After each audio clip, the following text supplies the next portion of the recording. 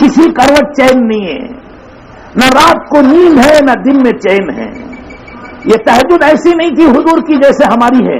ہم تو آخری رات میں 4 رکعت پڑھ لیتے ہیں، 10 رکعت پڑھ لیتے ہیں. حضور اکرم صلی اللہ علیہ وسلم کا حال یہ تھا کہ دن بھر تھکتے تھے، عشاء کے بعد تھکان کی وجہ سے تھوڑی دیر نیند آتی، سوتے 2 گھنٹے سوتے ہوں گے، پھر کھڑے ہو جاتے، پھر وضو کیا، نماز پڑھی، پھر تھوڑی دیر میں آنکھ کھل جاتی، پھر وضو کرتے، پھر نماز پڑھتے، پھر آنکھ لگی، پھر نماز پڑھتے. ایک بے قراری ہے. نیند کیسے آئے گی؟ جس کے گھر میں اکلوتے بیٹے کی میت پڑی ہو، اس گھر میں ماں کو نیند کیسے آئے گی؟ وہ بے چین و بے قرار رہتی ہے، وہ تڑپتی رہتی ہے. رسول اللہ صلی اللہ علیہ وسلم کا بھی یہی حال. وہ بے چین ہیں، وہ بے قرار ہیں امت کے لیے. تھکان کی وجہ سے تھوڑی سی نیند آتی ہے، پھر گھبرا کے کھڑے ہو جاتے ہیں، پھر تھوڑی دیر نیند آتی ہے، پھر گھبرا کے کھڑے ہو جاتے ہیں. یہ وراثت ہے رسول اللہ صلی اللہ علیہ وسلم کی. یہ بھی تو عالم کو ملا ہے وراثت میں. وہ صرف کتابیں نہیں ملی ہیں، یہ غم، یہ درد، یہ بے چینی، یہ بے قراری. حضرت مولانا الیاس صاحب رحمۃ اللہ علیہ فرماتے تھے جس کو اس درد و غم کا کچھ حصہ مل گیا اسے حضور کی ایک بڑی وراثت مل گئی. اور یہی حال اللہ تعالیٰ نے حضرت مولانا الیاس صاحب کے دل میں بھی ڈال رکھا تھا. وہ بے چین و بے قرار ٹہل رہے ہیں، نیند نہیں آتی. بیوی صاحبہ پوچھتے ہیں کیا بات ہے، کیوں پریشان ہیں، کیوں جاگ رہے ہیں، کیا تکلیف ہے؟ حضرت فرماتے ہیں جو تکلیف مجھے ہے اگر تمہیں بھی ہو جائے تو جاگنے والے ایک نہیں ہم 2 ہو جائیں گے. کبھی تڑپ کر کہتے تھے کسی کی شب وصل سو کر کٹے ہیں، کسی کی شب ہجر رو کر کٹے. میری شب کیسی شب ہے الہی، نہ سو کر کٹے نہ رو کر کٹے. میرے دوستوں بزرگوں اور بھائیوں، یہ ایک ادنا سی چھوٹی سی جھلک ہے حضور کی بے قراری کی. حضرت مولانا انور شاہ کشمیری رحمت اللہ علیہ دلی آئے، اسٹیشن میں اتر رہے تھے، ایک سکھ نوجوان سوار ہو رہا تھا، خوبصورت صافہ باندھے ہوئے جیسے عادت ہوتی ہے. حضرت کے دل میں ایک آہ نکلی. وہ کہنے لگے کہ ہائے. اس نوجوان سکھ نے کہا حضرت آپ کو میری وجہ سے کوئی تکلیف ہوئی؟ کہا نہیں تکلیف نہیں ہوئی. پھر ہاں کیوں بھری آپ نے؟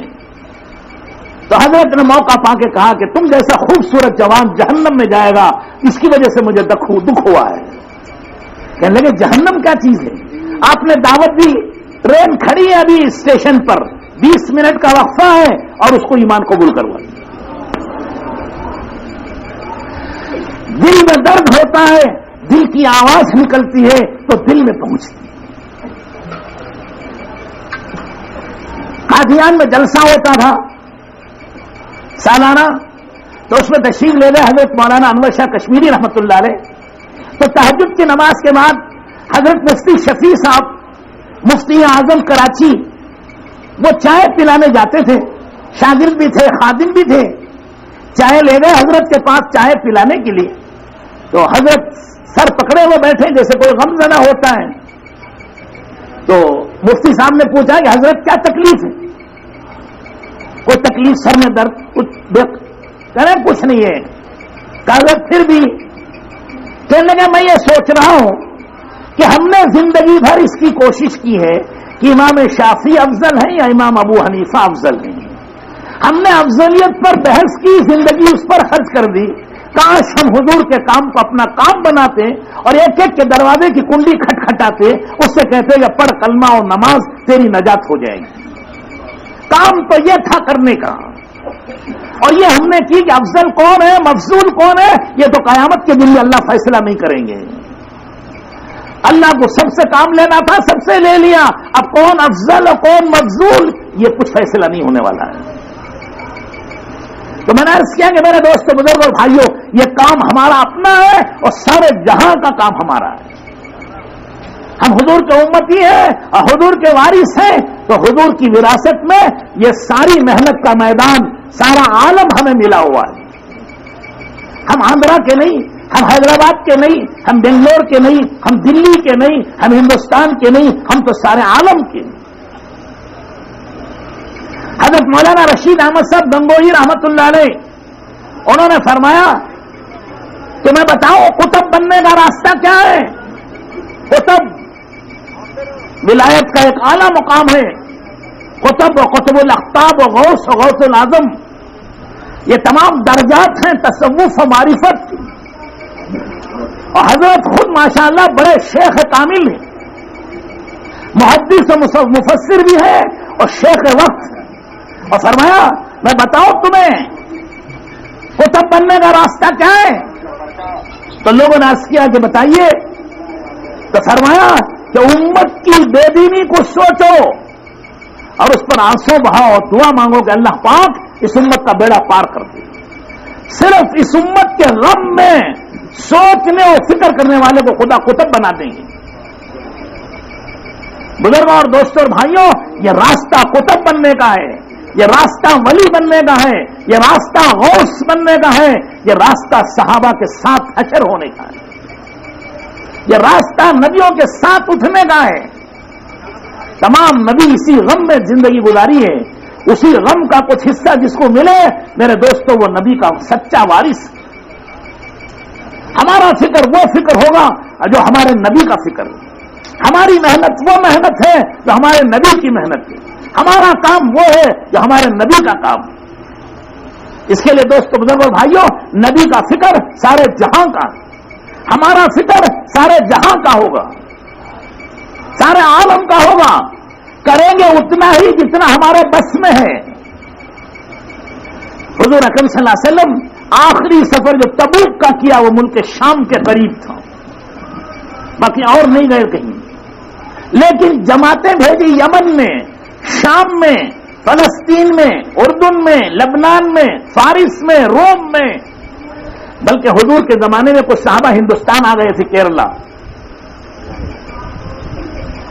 جماعتیں بھیجی ساری دنیا میں. یہ طریقہ بتا گئے کرنا سارے عالم میں ہے, لیکن جتنا تمہارے بس میں ہے اتنا تم کرو, جو بس میں نہیں ہے آگے بھیجو لوگوں کو. مولانا الیاس صاحب رحمۃ اللہ علیہ نے آپ کے نقش قدم پر چلنا شروع کیا اور محنت شروع کی. ساری دنیا میں وہ بھی نہیں گئے, وہ تو یہاں بھی نہیں ہے, آندھرا بھی نہیں ہے, حیدرآباد بھی نہیں ہے. صرف مکے دلی میں اور میوات میں کچھ کام کیا, اور حج میں گئے تو مکے مدینے میں کچھ کام کیا. لیکن یہ تڑپ تھی, یہ کڑھن تھی, یہ بے چینی تھی. اللہ نے اس بے چینی کو ساری دنیا میں پھیلا دیا. آج ہزاروں آدمی اس بے چینی میں پھر رہے ہیں, لاکھوں آدمیوں کو اللہ نے توفیق دی ہے. اگر مولانا الیاس صاحب کی عمر 1 کروڑ سال کی ہوتی, اتنا عمل نہیں کر سکتے تھے جتنا دعوت کے ذریعے ان کو آج ثواب پہنچ رہا ہے. لاکھوں آدمیوں کی نماز, روزہ, زکات, حج کا ثواب, ہزاروں مکاتب, مدارس, دارالعلوم کا ثواب, ہزاروں جگہ تعلیم, تربیت, گشت, چلوں کا ثواب, لاکھوں کروڑوں عورتوں کی اصلاح کا ثواب. ارے امریکہ اور یورپ میں اللہ اکبر, جن ملکوں میں دہریت تھی, جہاں سے خدا کا نام مٹانے کی اسکیمیں بنا کر سارے عالم میں اللہ کے نام کو مٹانے کی کوشش کی جا رہی تھی, آج اللہ جل شانوں نے ان ملکوں میں دعوت کا کام شروع کیا. ہماری جماعت گئی تھی پیرس, فرانس میں. یہ دنیا کا سب سے خوبصورت ملک اور پیرس سب سے خوبصورت شہر ہے, جہاں تمام برائیوں کے اڈے ہیں. ایک مسجد تھی, ظہر اثر کی 2 نماز ہوتی تھی, باقی بند ہو جاتی, وہ آفس کی طرح. وہیں کے شیخ حمامی تونس کے رہنے والے ہمارے ساتھ آئے تھے جماعت میں. انہوں نے سنایا کہ ہم کمانے کے لیے پیرس میں آئے تھے, جمعہ کو چھٹی نہیں ملتی تھی, اتوار کے دن ہم جمعے کی نماز پڑھتے تھے. یہ عالم ہیں. تونس میں دارالعلوم زیتونیہ ہے, ایک زیتونیہ, اس سے فارغ عالم ہے یہ حمامی. عالم ہوئے, کمانے کے لیے پیرس میں گئے, جمعے کی نماز اتوار کو پڑھتے تھے. وہ بھی کیسے, بیوی بچوں کے ساتھ جاتے, پکنک مناتے, کھاتے پیتے, آخری میں آتے ہوئے 2 رکعت پڑھاتے تھے.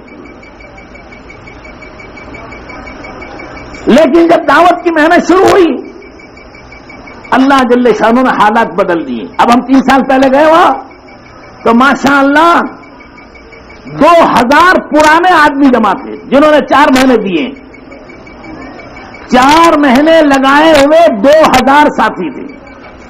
چلہ دینے والے کو مجلس میں آنے کی اجازت نہیں. وہ خدمتوں میں تھے، اطراف ہاؤس میں، کھلانے میں، صفائی میں.